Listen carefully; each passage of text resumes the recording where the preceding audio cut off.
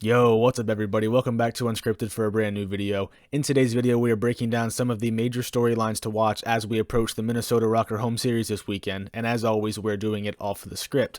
So, when you think about it, the CDL regular season is just about over. We really have the Minnesota home series, we have one more home series, and then we have the Stage 5 major. So after that, it'll be done, it'll be time for champs and the postseason.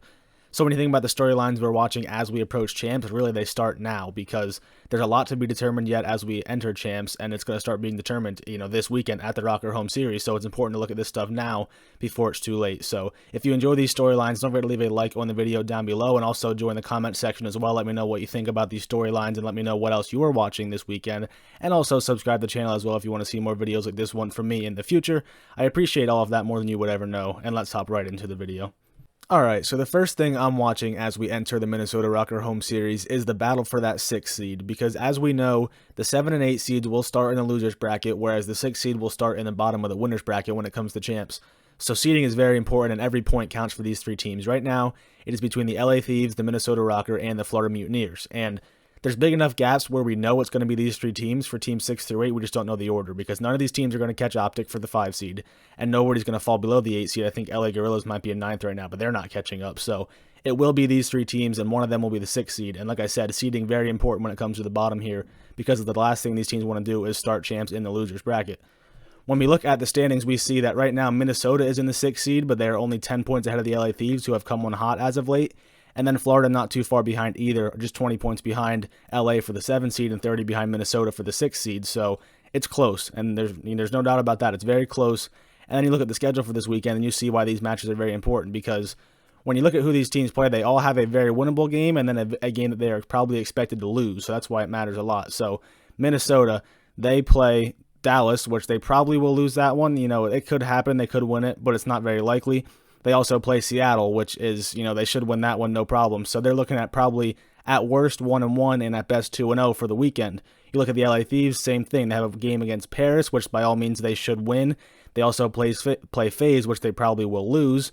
Again, worst case 1-1, best case 2-0. And then finally, Florida, they play LAG, who are probably the worst team right now in the CDL. They are not, according to the standings, like you see up there, they're 9th, but they're terrible. They should not beat Florida at all. Then Florida also plays Dallas. So again, 1-1 worst case, 2-0 best case. So one of these teams can try to separate themselves a little bit by getting their second win in a match maybe they're not expected to win this weekend and getting them extra 10 bonus points, because again, they all count.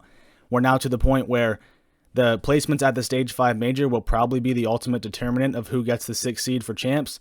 But of course, as we all know, winning these group matches can go a long way towards getting a better seed for the Stage 5 major, which will make it easier to get a higher placement. So all of that adds up a lot, and it's important for these teams to win every group match they possibly can. 10 points at a time, they want to get that 6th seed. And I'm looking at these three teams because they all have a winnable game and a losable game this weekend. And if one of them can step up and win a game they're not expected to win, it would do a lot for them as it comes to getting the 6th seed for Call of Duty Champs. So I'm definitely watching, all 6 of these matches very closely this weekend. The next team I'm watching very closely this weekend is the Optic Chicago. They only play one match, but it's a big one for them. They will match up with the Atlanta FaZe, of course, and I think it's really time for them to prove whether they should be considered true contenders or if they are still probably pretenders and on the outside looking in when it comes to real threats to win COD Champs this year. So they started their stage off 2-0. They looked really hot. They got that nice 3-0 over the New York Subliners, who are a top team. Formal, he's been playing great this stage. Wanted to highlight him because he has definitely stepped up his game after getting a lot of criticism over Stage 4. But it's time for them to really show if they can beat these top teams, because as we all know, the matches with the top teams for Optic has not gone well this year whatsoever. When we look at those matchups versus the top 4, so this is Dallas, New York, Toronto, and FaZe, they are just 5-10 in series with a 24 and 33 map count. And when you think about who they beat, the wins really aren't even that impressive. They got the win over New York this past weekend, which was by all means a good win. That is New York's best roster, but they are struggling right now. But regardless, it is still a good win.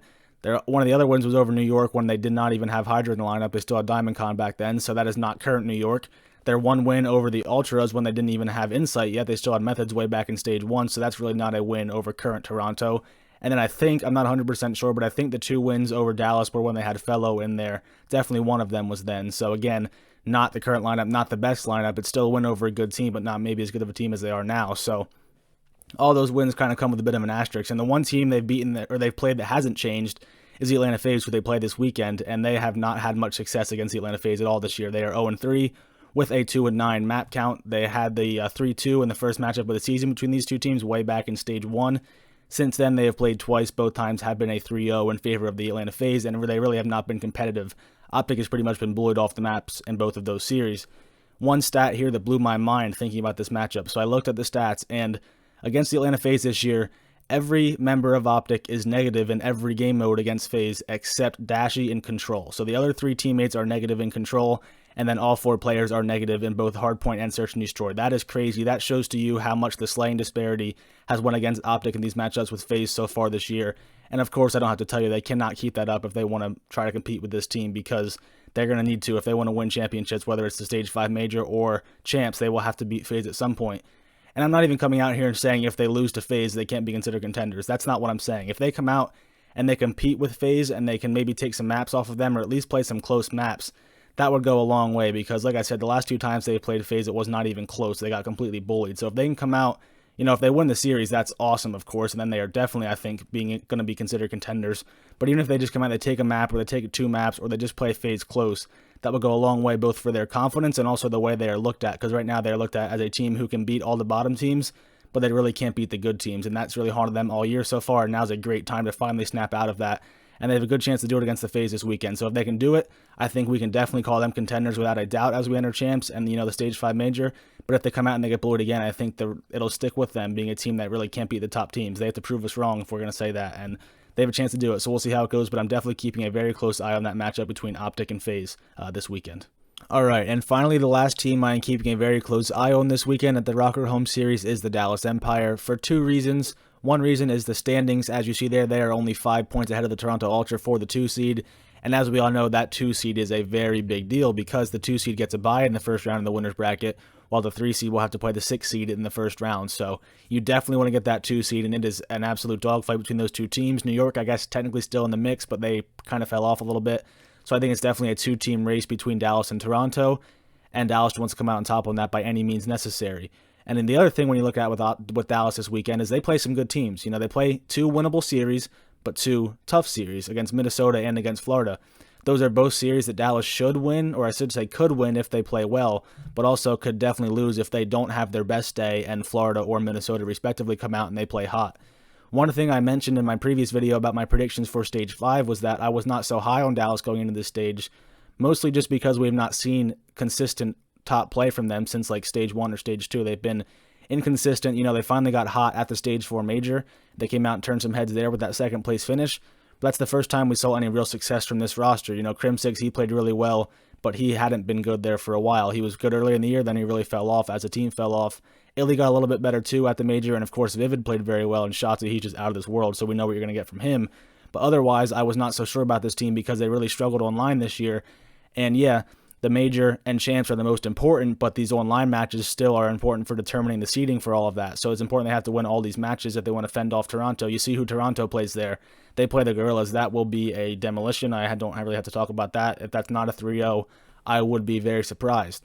So Dallas has to keep pace. Like I said, they're only 5 points ahead. They can get caught easily by Toronto if they don't place well and win these group matches. So I'm looking at them for both reasons. Just first off, just to see how they look as a team and if they can continue their good performances against these decent teams. Minnesota and Florida aren't top teams, but they're still respectable opponents. And then also if they can fend off Toronto for that 2 seed and get that bye at the first round of champs. So both of those aspects are very important for Dallas this weekend. I'm keeping a close eye on them. If they can win both of these series, that would be huge for them. That would pretty much almost guarantee them a spot in winner's bracket for the Stage 5 Major, and would also get them 20 very valuable CDL points towards getting that 2 seed and the first round bye. So that's going to do it for this video. If you enjoyed, don't forget to leave a like down below, and also leave a comment with your thoughts on the video, and let me know what you are watching most closely as we enter the Minnesota Rocker Home Series. Also, subscribe to the channel as well if you want to support me and see more videos from me in the future. I appreciate all of that so very much. So I hope you enjoyed the video. I hope you have a good rest of your day today, and I'll talk to you guys in the next video.